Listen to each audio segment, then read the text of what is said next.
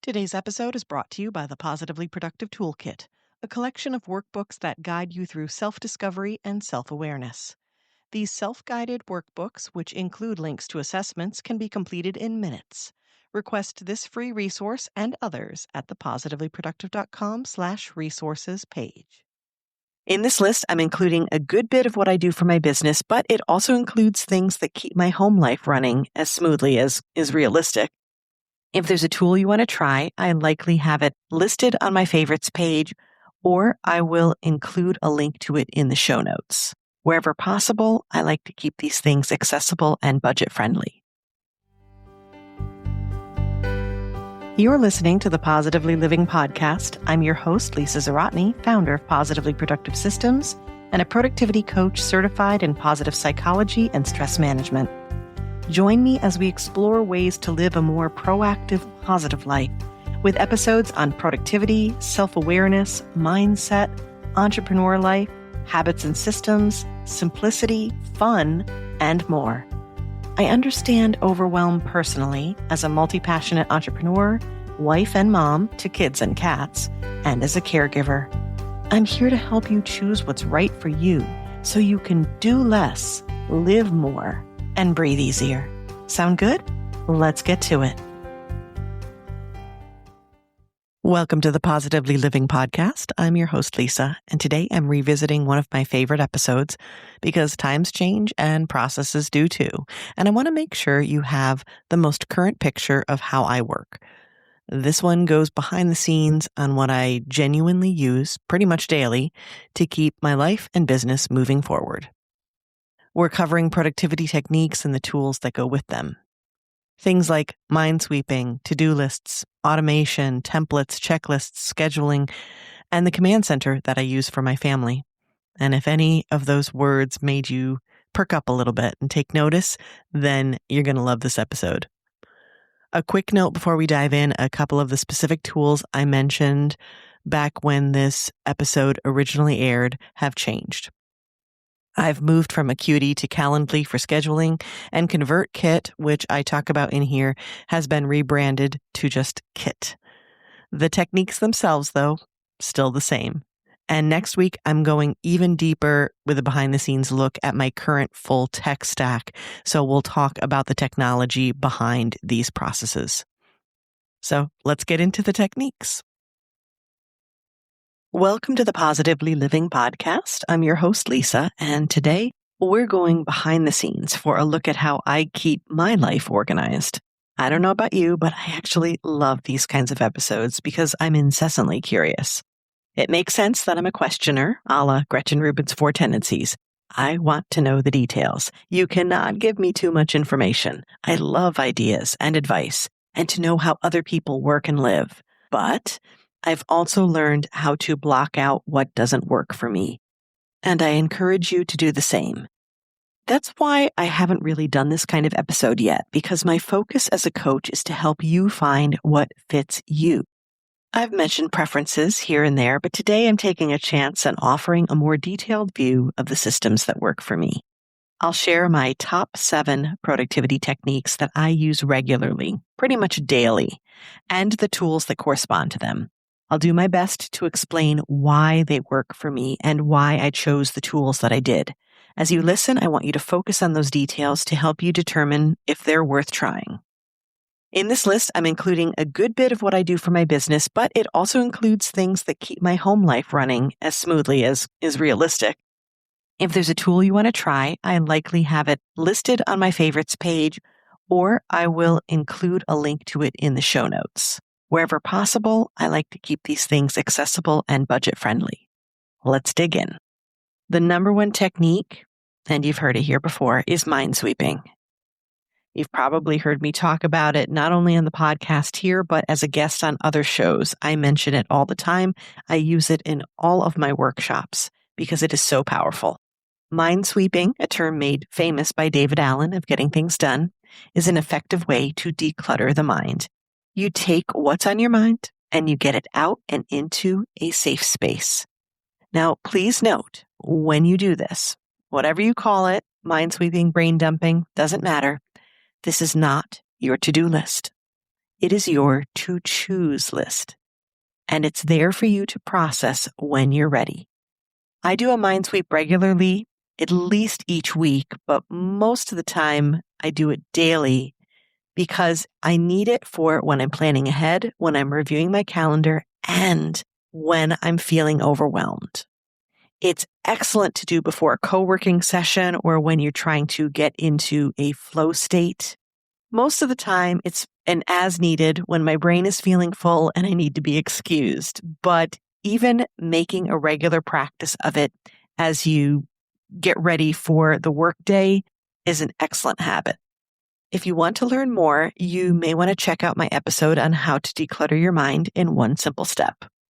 The tools you need for a mind sweep are simple. If you want a guide, you can use my focus file. I offer it for free in the Multi-Passionate Toolkit, and it's also included in the resources vault with a quick video guide attached to it. Basically, though, you can grab any paper and pen and do this practice whenever, wherever you want. You can even use a Google Doc or notes on your phone. I do recommend writing it out if you can, because there's a neurosensory connection when you write. As long as you're capturing what's cluttering your mind, you're good to go, but preferably writing if you can. Now, my preferred tool is the Rocketbook. Since I am a copious note taker and I only need these notes temporarily, the Rocketbook is perfect because I scan it, erase it once it's processed, and then I can move on to taking the next notes, and I'm not wasting paper. So that's why I prefer it. I can also keep the scan to review later if I want, if there's something that I don't want to process yet, or I want to review it just to make sure I didn't miss anything. Most of the time, though, I take that someday item, even if it's something I'm not putting into a calendar or doing as a specific task, and I'm still adding it to a section in my task management software for future review. The second productivity technique is task lists, and that can be daily and weekly. Because my collection of tasks and ideas keeps growing exponentially, as it tends to when you're multi-passionate or, just living life, I found it imperative to process weekly and daily lists to highlight my key tasks and to stay on track.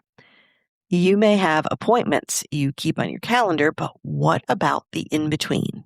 Calls and research, admin for your business or home, all the business tasks that are repeated, like social media posting and engagement and content creation. Sometimes it's the preparation time we need for appointments that really needs to go on the calendar, but hasn't. It's the things that aren't quite an appointment, but aren't necessarily an immediate task that can often fall through the cracks. And this is what I'm talking about. I keep a list of them and then apply traditional productivity concepts such as the 80-20 principle and the MIT method. With the 80-20 principle, you can decide what to do based on what that 20% is. And here's why. The Pareto principle or 80-20 principle is this idea that you can get 80% of the way to your goal with just 20% of the effort, 80% output and 20% input. I mean, that's an incredible ratio. Think about it in terms of the clothing in your closet. About 80% of what you wear is probably about 20% of that closet. And if you switch those around, that's a really good decluttering technique, by the way. Also think about this in terms of your clients, your customers, your volunteers. 80% of the income or the work that is being done comes from about 20% of those clients or volunteers. So again, you can look at what you think is your to-do list and look for that 20% that's going to get you furthest, fastest. That becomes what are called your MITs. The MIT stands for the most important thing, and it's a method, essentially, of focusing on the real key critical items. Instead of a big to-do list that can drain and undermine you, you're determining maybe like 1 to 3 tasks. Schoolhouse Rock said 3 is a magic number. I agree. So what are those 3 tasks you can use each day that you've determined by the 80-20 principle? Put those down, focus on those. The tools I use for this entire process include Todoist and the Rocketbook. I mentioned the Rocketbook already. Rocketbooks are for any note-taking that I do because it helps me process and sketch out what's on my mind. And that includes what I need to focus on and the details surrounding it. So I sketch out what needs to be done, and then I include these tasks in Todoist because that's my chosen task management app.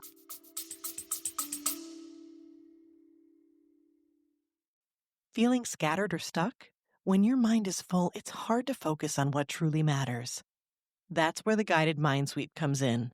A short mindfulness-style practice designed to help you release mental clutter, reduce stress, and create space for what's next. It's free, easy to do anytime, and listeners tell me it's a game changer for refocusing fast. You can find the guided mind sweep package for free at positivelyproductive.com/PLP sweep. You could do the same in Google Tasks or Asana or Trello or any number of task management apps. If you're trying to figure out which one you like, you can link to a playlist of podcast episodes all about tech tools on the podcast page of the website, positivelyproductive.com/podcast. And I'll explain more about why I chose Todoist after I list the other techniques. Technique number 3 is automation. A simple, proven efficiency rule is this: if you repeat a task, find a way to automate it. You expend energy each time you take action, no matter how simple a task is, so why not save some of that energy by letting technology do the heavy lifting? When you are attending to clients and collaborators, it can be amazing for follow-through as well. I use it for my business calendar and to follow up with clients and podcast guests, among other things. I have systems in my business that allow you to schedule a call with me, whether a free discovery call or a paid coaching session, through a calendar system that will book your time in your time zone and send you reminders. I do this on a platform called Acuity Scheduling. My podcast guests schedule a recording this way as well. They receive automated confirmation and reminders. And for any of these events, the reminders that are sent out can be personalized. So I've personalized each of those. With clients, I give them details about what to expect in the upcoming sessions and how they can come prepared. And that even includes links to things that they need. And for the podcast guests, it includes all the details of how we're going to record and the tools that they'll need to do so. When you go to the homepage of my website and share your name and email to access my free multi-passionate toolkit, for example, to get the focus file to do the mind sweep we just talked about, you'll receive an automated confirmation and access to a sign-in for a toolkit that has the focus file and other worksheets that I use with my clients. And I keep these on a platform called MemberVault. The platform is connected to my email system, ConvertKit, and automated to tag you for the right mailing list so you receive the information you need to sign in to MemberVault and access those tools.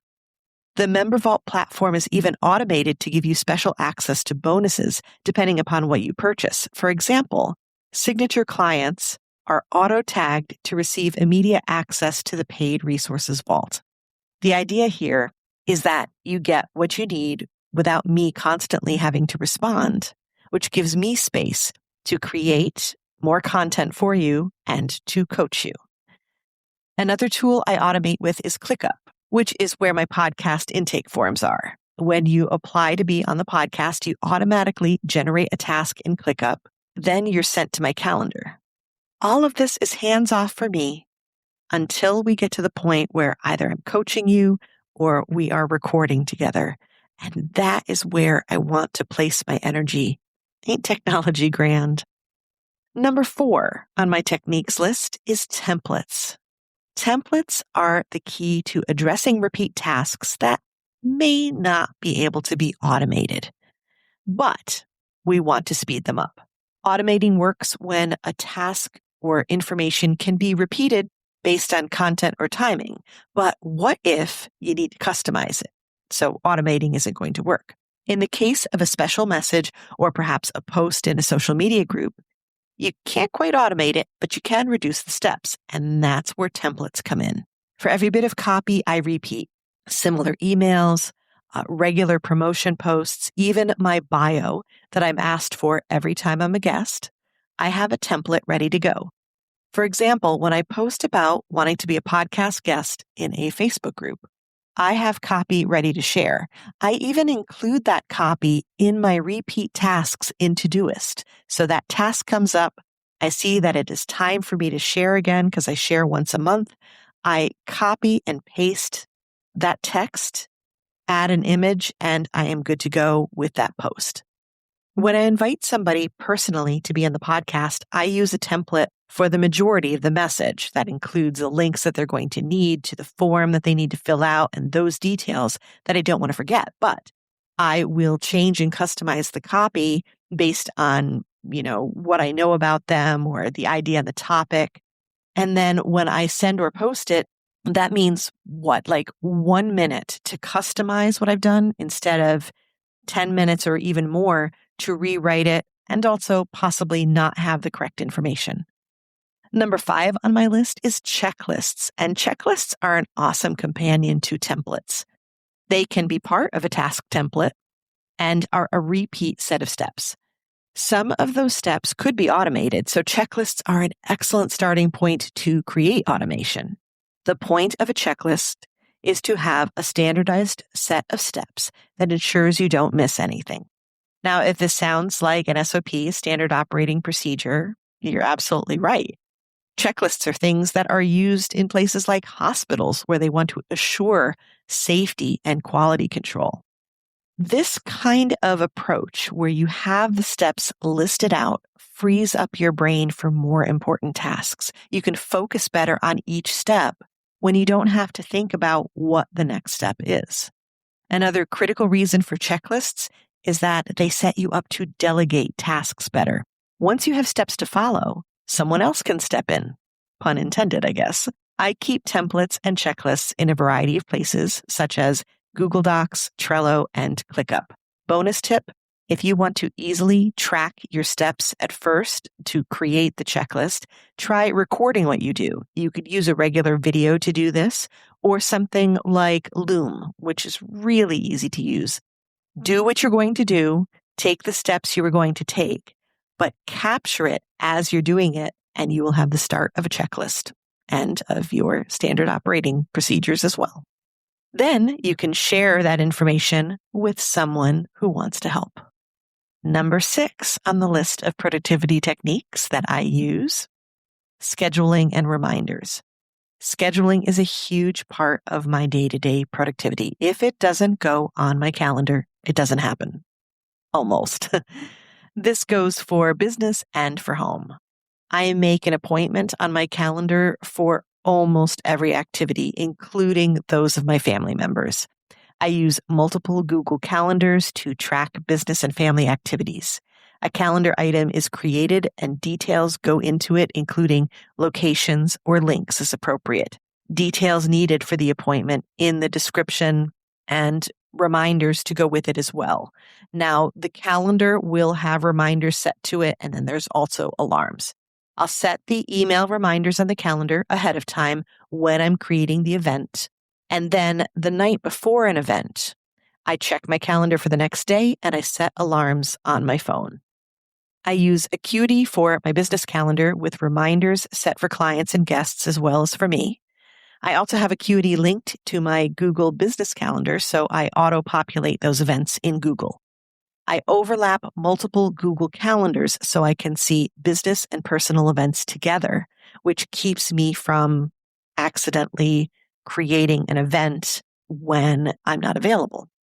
I create many different kinds of calendar events, sometimes all-day ones that look like a banner across the top of your calendar for things like holiday or travel that aren't time-specific. And then for time-bound ones, I do very specific appointments with a start and end time. And I also do repeat ones for weekly or monthly events like music lessons or things like that. I also color code based on my family. We each have a color, and we also have a color for family events as well. All right, we are on to number 7. It was really hard to narrow it down to 7, but I think these are the 7 most important productivity techniques that I use personally. And this one was one I really had to include. When thinking about the productivity techniques that I use pretty much daily, and I wanted to share with you, I had to include a command center. This is a technique I've used for years to help my immediate and sometimes extended family know what to do and when. It has been amazing for people who come to visit, for babysitters, and for everyone involved in the family events. And it can also include business events as well, so that overlap is there and people can see what's going on. It really reduces the, hey, mom, are you busy today? Hey, mom, are you recording? Hey, mom, what's for dinner? I'm not saying that goes away completely, but I have to say it's significantly reduced. Now, keeping it real, I know you're shocked. I'm glad you're sitting down. I am the organizer of my family. And the mental load continues to be a challenge, but a command center actually reduces it significantly by creating a space for communication and delegation that brings everyone into the process. Even if they didn't make the initial decision, they are now in the process of reading the board, executing what's on the board, understanding what's there, asking questions about it, and keeping the family dynamic and communication very positive. As a bonus, I have noticed that when you have lists, whether it's chore lists or a command center or whatever, as kind of a third party item, it takes away some of the challenging dynamics of, well, mom said I had to do this, or you said, or I said, or that psychological defense mechanism that can happen with spouses too. So this is a third party space where you put your information, you put what needs to get done. You generally put who's doing it, where people are going, what has to happen, and it helps everyone understand their roles. You can do a command center in a variety of ways, though they often include a whiteboard. I used to have one with a cork board to hold important school papers, but now I have two very thin magnetic whiteboards that go on the fridge where everyone can see them because someone's always getting a snack. Someone's always in the kitchen, right? It's the heart of the home. Everyone's going to see it. So that's where I do weekly prep. I lay out primary information the family needs to know, such as, what number day of school is it? Because that's something that you have to keep track of in middle school and high school. What about special after school events or what you need to bring with you? When I'm recording a podcast or I have an important meeting, basically, where's mom going to be today? The command center includes chore details and meal planning. I love the Expo dual-sided markers for this because just like with the calendar that I set up in Google, I do color coding on the command center as well. It's a very clear way where, for example, my oldest can look at the board and look for purple and know that those items belong to him. Now, to be clear, the command center isn't a repeat of my calendar, but it's coordinated with it. It's enough information for the family to see, to understand that something's going on, sometimes a bit more detailed depending upon when they need to know the information. And now that my children are old enough to receive email and we're about to get them phones, yes, we did manage to hold out until middle school and high school for this. Can't believe it. But at this point, I'm going to be able to loop them into more online calendar events. But still, we live with my mother-in-law and we all have conversations together over dinner and in the kitchen. So the command center is an excellent visual place for everyone to not only receive information, but add it if necessary. And I've mentioned living in a sea of ADHD in my home. So I have to tell you that this visual representation that is seen frequently is a very good, very effective thing. Highly recommend. Those were 7 techniques. Quick honorable mention for being my most productive self also goes to moving, exercise, breathing, meditation, decluttering, and prioritizing sleep. I want to emphasize that everything that we talk about on the podcast are things that I also try to do. I walk my own talk, and those are very important. But I think that these 7 that I mentioned today are really the practical steps that I take to keep us all on board, right, on the same page, and to know what I'm doing and when. And sometimes I think that's one of the biggest challenges, and it certainly is why I am a coach, why I am a productivity strategist, to help people figure this all out and keep things moving in the right direction without feeling the overwhelm and the burnout. Those continue to be my top 7 techniques for keeping life and business running smoothly. Some things really do stand the test of time, and I actually love looking back and seeing that. It means that things have become cohesive and consistent for me, and what works can continue to work. We don't always have to search for new things. I'm all about continuous improvement, but consistency has a place as well.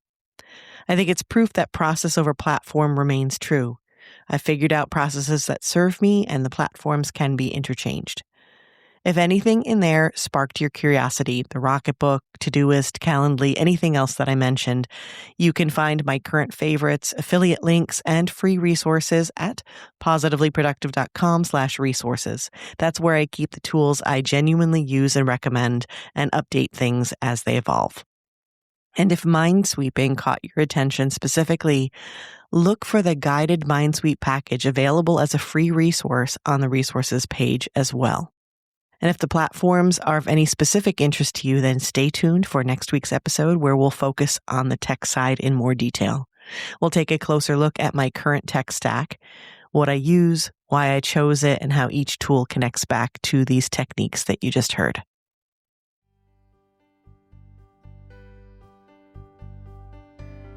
Thank you for joining me today. Your time is precious, and I'm honored you chose to spend it with me.